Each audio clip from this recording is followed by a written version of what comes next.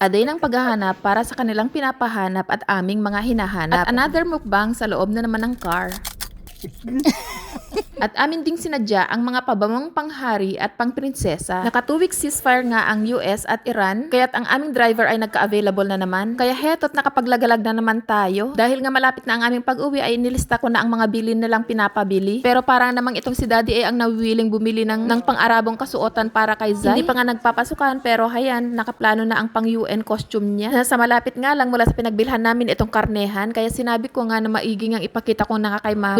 Gusto ko nga sa kanyang ipakita kung gaano kalinis ang mga karnehan dito at talaga namang walang amoy. Kita nyo naman ang kapaligiran at talagang malinis at ang floor ay super makintab pa. Bukod sa karne ng baka at kambing ay meron din silang binebentang live chicken dito, pati na pato at pugo. Bale, ang sistema niyan ay pipili ka ng bibilhin mo, tapos sa kanila kakatayin dyan mismo sa kanilang shop. Meat market pala ito, kaya wala kang ibang makikitang benta, kundi magkarne lang. At sa tapat nito, tatawirin mo lang ay mararating mo na ang fruits and vegetable market. Dito talaga ang sadya namin dahil meron kaming isang gulay na hinahanap-hanap pero hindi namin makita-kita sa supermarket o sa kaya sa groceries. Eto nga't nakita ko na naman tong pagkalaki-laki nilang sili. Very nice. Mulokya. Habibi, eto na, molokya. Ayun nga, at nagbiblink-blink ng aking eyes nung sa wakas ay nakakita na ako ng molokya. Molokya nga pala sa Arabic ang dahon ng saluyot. At yes naman, yun talaga ang hinahanap-hanap namin, yung dahon ng saluyot. Matagal ko na nga siyang hinahanap dahil gusto kong ipatikim kay mama. Dahil nga sabi ko sa kanya, ang dahon ng saluyot dito ay hindi madulas-dulas, hindi katulad nung nasa Pilipinas. Alam nyo ba na ayaw ko talaga sa mga madudulas na pagkain, katulad ng dahon ng saluyot. Pero itong saluyot nila dito, promise, hindi siya madulas at ginagawa pa nga siyang soup. May nasilip nga rin akong panipuri sa display ng isang resto, kaya bumili na rin kami. Naging isa ito sa paborito ni mama nung minsan ay nagluto ako sa probinsya. At sabi ko nga sa kanya, ipapatikim ko sa kanya ang original na lasa kung magugustuhan nga ba niya. Unang tikim ay syempre ako muna para alam ko kung kakayanin ni mama. Yan. Yan. Tapos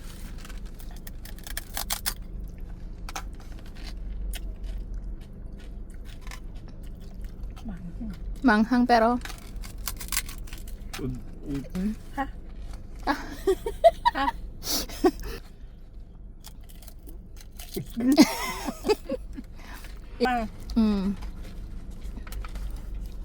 Maganda tong ano. Anghang pero mukhang masarap dahil napaisa pa siya.